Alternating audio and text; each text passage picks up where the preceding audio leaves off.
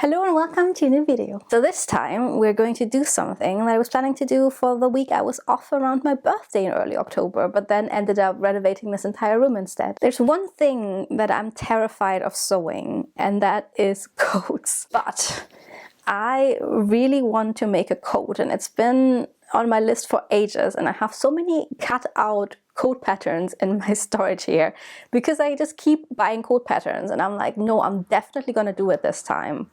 And then I chicken out and I never actually do it. But this time we're making a video about it, so we're definitely going to do it, right? So I bought this dark green, almost teal tweed fabric that I'm going to use for this. It's 100% wool. I think it's a vintage fabric and it's a dead stock. I just found it on eBay because that's where I get most of my fabrics. I am using the Dewberry 2378 coat, bust 34 inches. From My Vintage Wish Patterns from Etsy. I am a 34-inch bust, so that's always a good start. And it's just like a 1940s coat. Doesn't have a lapelled collar. And even though I love the look of lapelled collars, I just cannot make them. Like, I don't understand how to make them look nice. So this pattern has this rounded collar, so it has an under collar, but it doesn't have a lapel or anything that is pointy, so it's all hopefully going to be easy. The famous last words. I am going to start by making a mock-up from a bedsheet, and it's a brushed cotton bedsheet that I used the other side for making this green dress with a really lovely acorn pattern. The mock-up, hopefully, if it ends up somewhat wearable, is going to be my lining. And this is what it looks like, and I think it looks so cute. And it's obviously brushed cotton, so it's a little bit warmer, because my other jackets I made with actual lining fabric that is like this really silky, satiny fabric, and I hate sewing this kind of fabric. It just slips away, it's like a dead fish. There's no control over this fabric whatsoever. So I'm using this fabric instead because I already know from having used it that it's quite easy to sew. Because some of the coats I have, they're very pretty, but they're just not very warm. So I'm hoping if I use a lining layer from brushed cotton, then an interfacing from calico cotton, and then my wool on top, that's going to be a little bit more cozy. So that is the plan, and I'm very excited to get started, but also this will take me forever. So you'll probably have to wait for this video quite a long time. So if you're wondering what I've been up to in the last 4 weeks probably, making a coat. So this is a good opportunity for you guys to get yourself a little tea, maybe put on your pajama, get a little blankie, maybe a hot water bottle, because the next time I'll see you, I will not be dressed like this. I'll be wearing a pajama myself, because that will be a sewing day, and sewing days are cozy days. So let's get started and do some sewing.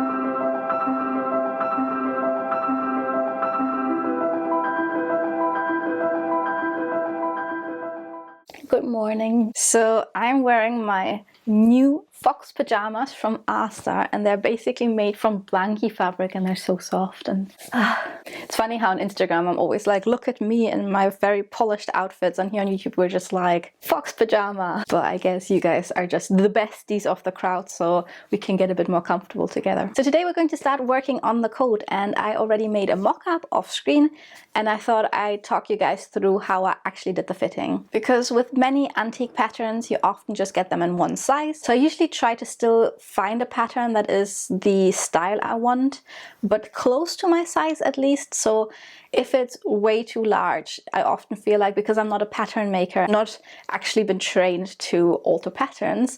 So if it's a pattern that is way too big or way too small, I feel like I don't really have the ability to make it fit.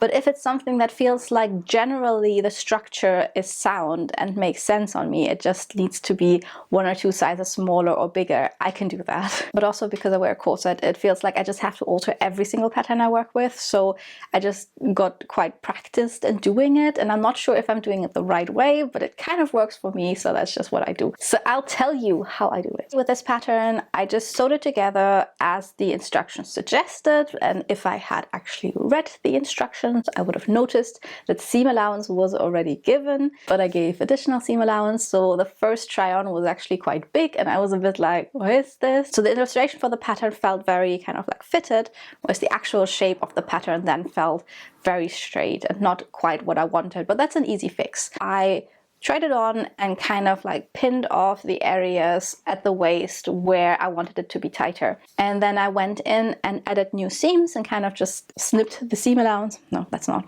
What's the word? Clipping. I kept clipping the seam allowance to kind of allow it to actually take that curve. And then just tried it on again, and again started going into like the seams that felt like they could take some more taking in. So I took quite a substantial amount off the waist. I also took like a full inch off the underarm, like the entire seam on each side, which is probably the additional fabric I gave for seam allowance. I also made the arms a little bit tighter, and that was basically it. So it took me quite a while to do this, because as I keep trying on, kind of like trying to figure out how much can still go off and then taking the new seam in. But in the end, this fits me perfectly. It looks a little bit wild because the fabric I used is an Asda bedsheet, so you may recognize it from a Letty dress I made some time ago, which was the other side of the bedsheet, which is completely green and has white leaves. So this is the white side that has green leaves.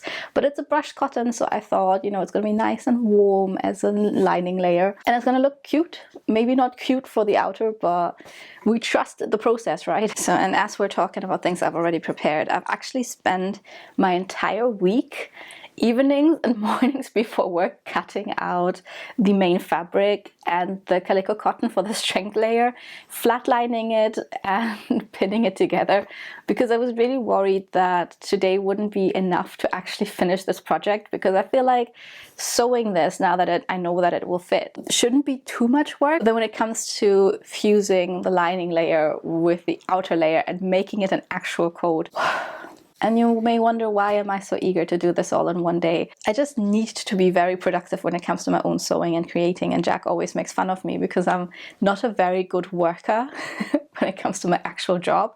So he will always point out that I'm not working hard enough, and that, you know, as a PhD student we get paid less than minimum wage, and he'll be like, sometimes I feel sorry for you because you're making so little money, but also like realistically for the amount of work you do, it's probably fine. So you could claim that in my PhD and like generally as a worker, I don't work very hard, but then when it comes to my art, I'm like non-stop working. I'm just like, I need to get stuff done, and I will only take like the tiniest lunch breaks, and I will eat while sewing because I need to get this done. And I mean, I got up at 6 this morning because, again, I'm like, I need this much time. I need as much time as I can get before I need to cook when Jack comes home. So I always joke that if I was this productive when it comes to my PhD, I would have probably finished a year ago. But alas, I still have a year and a half to go, and I'm not going anywhere. But basically, this is what my main fabric looks like. It's green. I know this comes probably as a great shock to you guys. It's just green, my very favorite color. And then the other layer is just calico cotton, because this kind of tweed is always quite thin. So I wanted to have a bit more strength and also a bit more warmth, because it's getting quite cold. And I've lost some weight over the last year, so I'm like cold all the time again. When I flatline, a more seasoned seamstress would probably baste the entire layers together. That's not what I do. I usually just put pins in to kind of like keep everything in place, and then once I pin things together for the seam, I take the pins out and I just go, you know what, I'm sure this works. For corset making, I actually baste everything together, but I don't know, I just trust the process. I'm sure it's going to be fine. Time is short and we need to get this done, so let's do some actual sewing.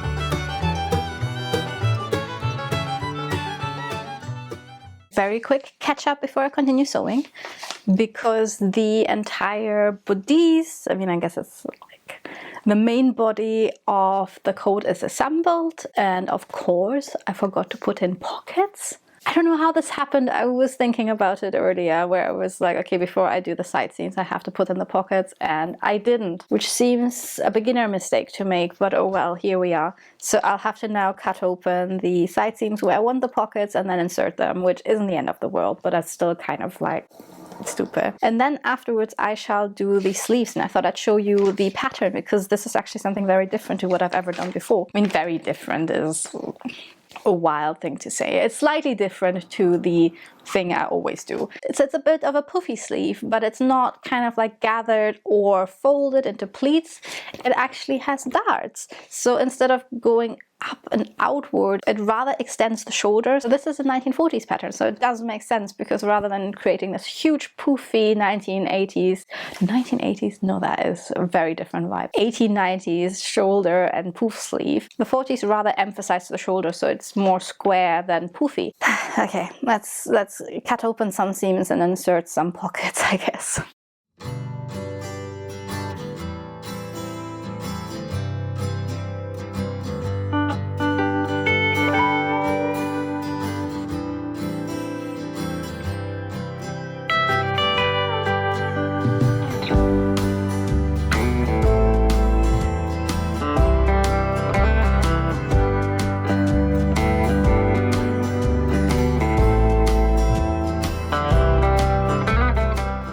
So Archie, how is it that when there's two chairs, you still choose the one that Mom's supposed to sit on? Well, that's a look. So the entire outer is assembled, and I thought I'd quickly go to the living room because I want to try it on, and I've put on a corset. Obviously still wearing my fox pajama, but just to kind of see what it would fit like, and I'd like it to fit over a jumper, so I think this is a good layer to wear underneath. So I'll try it on, and then that's when we're going to start fusing the lining with the outer, which is, at least from my experience, the trickiest bit, so I'm a little bit worried, but let's see what it looks like first. So obviously the collar is very big currently, so that is also due to me giving seam allowance on top of it already having seam allowance in the pattern. But I think I'll just take more seam allowance as I attach the layers together, whereas here at the front I probably won't take all that much because I wanted to not really get any smaller. So the big difference between this and the mock-up is actually that I extended the front panels, because with the mock-up it kept kind of splitting open. Then I can still use it as a lining because I'll have the facing covering that area anyway, so even if it's not perfectly lining up from the inside, I think it will be hidden. And I like the fit. I just hope when I put everything together it will still look nice. So also another thing is the pattern gives you the option for using a fur collar, and I was kind of like playing with the idea because I do have a really big length of this white fabric left, which I used for my Outlander Claire riding coat. That would be a nice color to go with it, but I'm not sure if that's like the vibe I'm going for with it. I did mention the Claire riding coat there, which I also brought in because I had it in the garden house, as I'm planning to maybe sell it soon because it's gotten quite big. But I thought I'd try it on and kind of talk to you guys about what I think I did wrong with that coat and what I would like to do better with this one. So now trying this on, I'm actually like, why did I think I should sell it? It's cute. It's also not too big. I made it when I was bigger. I don't know. It was probably too tight then, and I just thought it must be too big now. But basically, this is one of those things that I talk about very much on this channel. It like turned out cute, but making it infuriated me, and I just can't really look past its mistakes. A very obvious mistake is the sleeves are just way too short. I chose to put the buttons on the wrong side because it was a bit straighter than the other side, but it now makes it so difficult to close because it's like the men's side of having buttons on. I also put them too far in. Buttonholes are quite a distance from the edge, as you can see, and it has all of this excess fabric that just has like no reason for being there. I made the lining a bit too short on this side, so it kind of rolls up a little bit here. You see, it's like complaining on a very high level, but every time I wear it, I cannot look past these things. Also, it doesn't have any pockets, even though it kind of like, it should have pockets in the side. It is cute, but also I ended up using my trusty blouse pattern for making this, because why would you use a jacket pattern for making a jacket? It's been 2 years since I made this, so I have learned some things in the meantime. It just kind of doesn't fit right. Like, it fits like a blouse, but a jacket should fit slightly differently. So it's also got really tight armholes, which normally for a blouse I like. But for this jacket, it just, you feel it. You feel the armholes on your arm. So it's a weird sensation. And then I obviously gave it this massive hood, which is in the original Claire Riding design, which, you know, is like really cute. But realistically, it sits like this. Yeah, so I should stop ranting about this jacket, but one more thing before I'm done. I decided to give this jacket like a Victorian sleeve because I thought, you know, I like my poof sleeves, but it's also a Claire Riding jacket, so it doesn't really read 17 something anymore. It kind of reads like, what is going on here? I just feel like the mixed signals I'm getting from this jacket, you know, is it autumn? Is it winter? Is it Outlander? Is it Victorian? So I guess that's why I kind of feel funny about this jacket. Again, like I said, I put it on and I'm like, this is cute, I shouldn't give it away. But then also realistically, I have had it in my closet for a while and I just don't reach for it. So if you want this jacket, check out my Depop at some point in the future when I actually can be bothered to list all the things that I sorted out of my closet when I moved everything into the sewing room. So this little interlude is now over, so let's attach the layers together.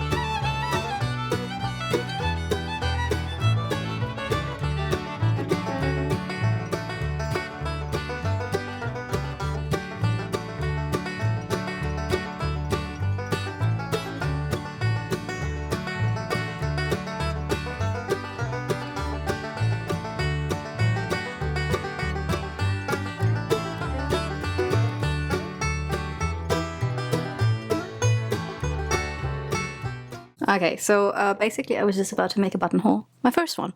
And I thought, you know, that's the very last thing I need to do. And then it's just a little bit of hand stitching and then we're done. So I didn't lower the foot as I was making the buttonhole. So I did a little bit of stitching, a little bit of moving, and then it went, ah!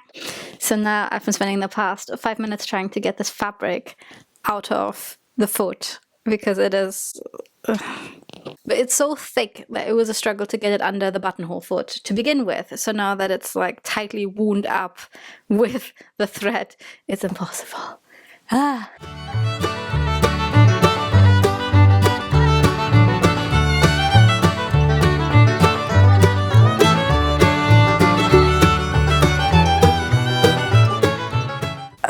Okay, we're done. It is 5 o'clock by now. It's getting dark. It's raining. It's actually really cozy, but I still have to do a lot of hand stitching. So I attached all of the buttons now on the side that's actually holding the double-breasted front.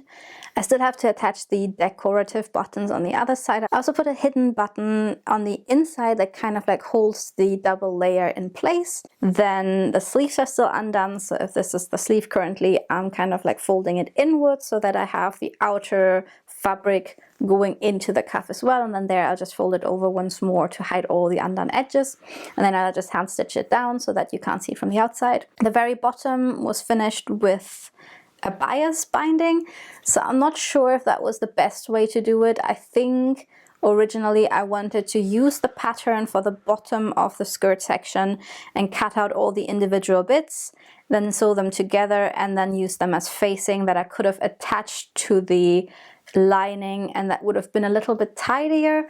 But at that point I was just like, you know what? So I hope that is going to sit right. Currently it still has the pins in it, so it does still sit a little bit funny, but I think in the end it won't really make that much of a difference, and it did save me a lot of time. So a lot of hand stitching to do, but the sewing machine has been turned off, so I'll just continue doing that. And the next time I shall see you, I am going to be wearing something other than the fox pajama, and I shall show you what the coat looks like for real. So with that, I shall see you in the reveal.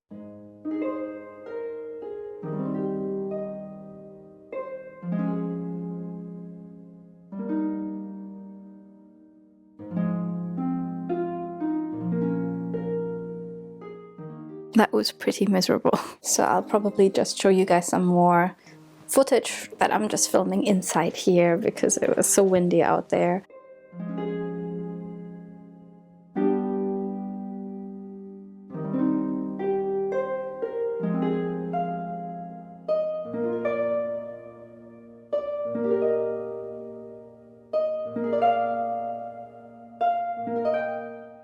Okay, so let's do a little wrap up, what went well and what I would do differently if I was to make this exact same coat again. First of all, I think because I changed the size of the armhole, so I took an inch off each side of each panel, so like a total of like 4 inches in total here.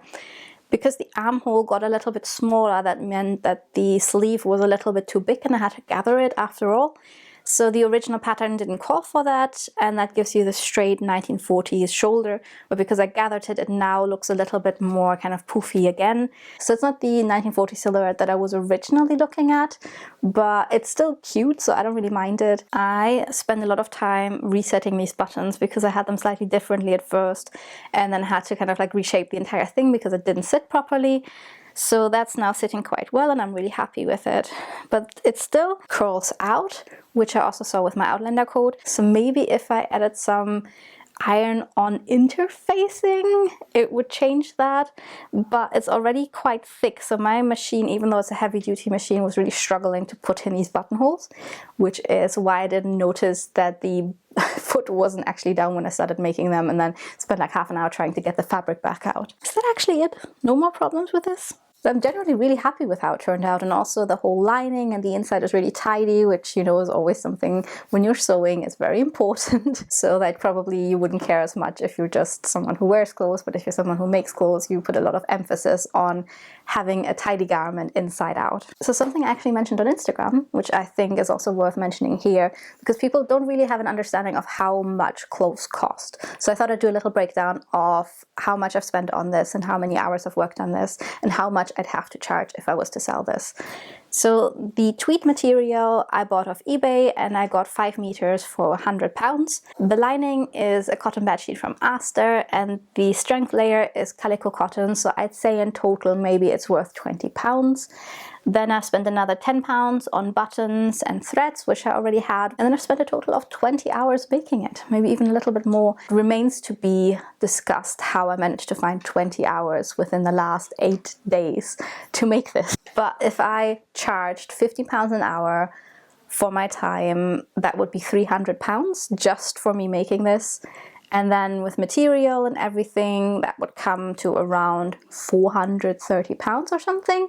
And that is just making this and the material. So that is not any profit, insurances, rent, electricity, pension. So if I was someone who was living off sewing, I'd probably easily charge £500 to £600 for a coat like this. So just to kind of put this into relation to, you know, coats you see at Primark for £30, that is not actually realistically something that you should be charging for a coat like this. But also saying that I'm not selling it because I'm very happy with how it turned out. Yeah, a project that has actually worked out. Spent all morning showing to Jack, being like, I am the best seamstress in the world. I'm sure the next project will fail and I'm again going to be like, I am failure and I should not be sewing at all. It's been an exhausting week working on this, but I'm actually really proud of this and very happy with how it turned out. And the next project is going to be something completely different that I can't wear. It's not going to be clothes, but it's still going to be sewing, and I'm super excited to get it started. And I'm actually using a material that's more expensive than this tweed, so let's hope that it goes well. If you like this, make sure to subscribe and to like my video. Leave a comment, I don't know. Tell me what you're thinking. Give me some advice on how I can fix the curling of this, so that when I make the next coat in maybe a year or two, I can make sure that this is something that will not happen again. And I hope I'll see you in my next video. Bye bye.